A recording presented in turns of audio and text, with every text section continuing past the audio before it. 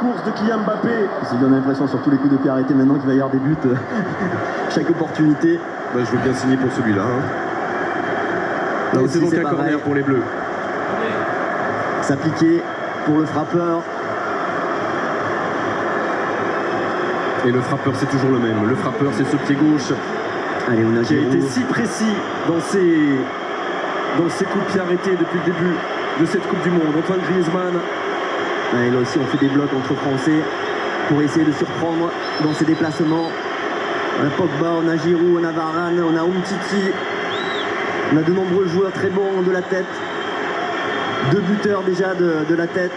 Et on a Kylian Mbappé qui vient un peu perturbé. Premier poteau, Samuel Umtiti. Oh, il demande une main, il demande une main, les Français, ils demandent une main. Regardez Blaise Matuidi, a-t-elle eu lieu cette main? En tout cas, si elle a eu lieu, il est possible que l'arbitrage vidéo intervienne dans cette surface de réparation croate. Voilà, monsieur Pitana, l'arbitre, calme tout le monde. Oh, sur ce plan-là, Perisic, ça paraît pas évident. Je pense qu'il a touché. Moi je pense qu'il a touché. Il a touché. Bien sûr que si. Elle est légèrement déviée, je crois, de la tête par. Bien sûr que si. D'abord la main et ensuite le pied d'Ivan Perisic. Bien sûr que oui. Bien sûr que oui. Alors comment il va interpréter ça, monsieur Pitana? Comment il va interpréter ça, monsieur Pitana? Et bien sûr que oui, que l'assistance vidéo peut parler là maintenant à monsieur Pitana et lui dire qu'il y a eu une main croate et que dans des situations tout à fait comparables, des pénaltys ont été accordés. Voilà, évidemment que l'assistance vidéo va intervenir, comme elle a pu le faire depuis le début de cette Coupe du Monde. Alors, monsieur Pitana est ensuite l'homme qui prend la décision finale, bien sûr. C'est lui qui va décider si oui ou non cette main, ce bras de Perisic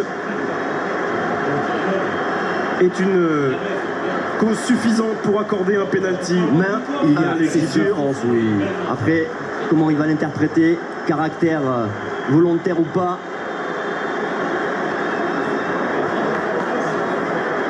Oh, que de pression là sur ce 36e minute de jeu. 36e minute de cette finale, un partout entre la France et la Croatie.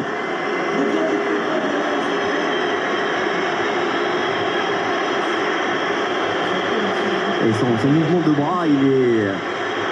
Ah oui, non mais... Après, il est surpris, mais son il y a des pénaltys qui ont été accordés dans les... Oui, c'est sûr, c'est certain.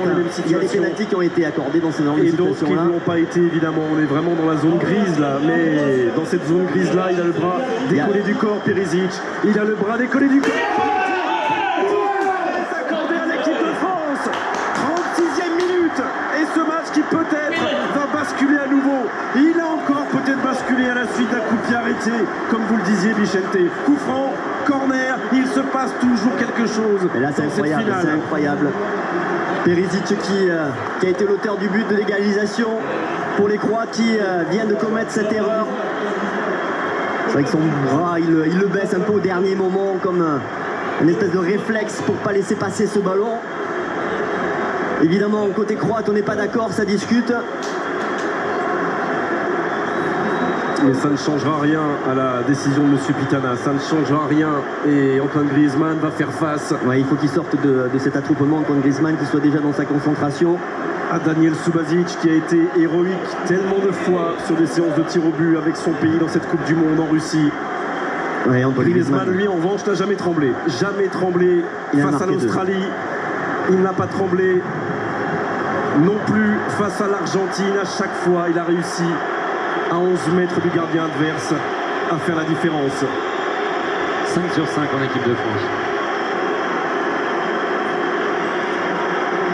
Et à la 38e minute d'une première période qui a été étouffante, compliquée, dans laquelle les Bleus ont eu beaucoup de mal et ont toujours beaucoup de mal à respirer et à se lâcher, la réussite d'Antoine Griezmann ferait un bien énorme.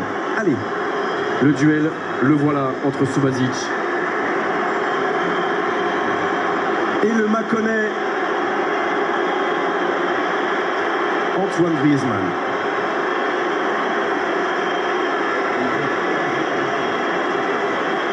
Et le tout face aux supporters croates qui sont dans le dos de Daniel Subasic dans ce stade Loujniki. 38e minute.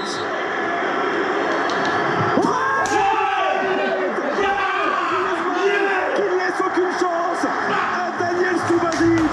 Les Bleus mènent 2-1. Et on respire à nouveau. Quelle finale! Quelle finale! Ouais, quel sang-froid aussi de la part d'Antoine Griezmann qui en avait mis 2 déjà avec l'équipe de France. Mais là, c'est la finale. Une pression énorme. Et il prend Subasic à contre-pied. Avec beaucoup de tranquillité.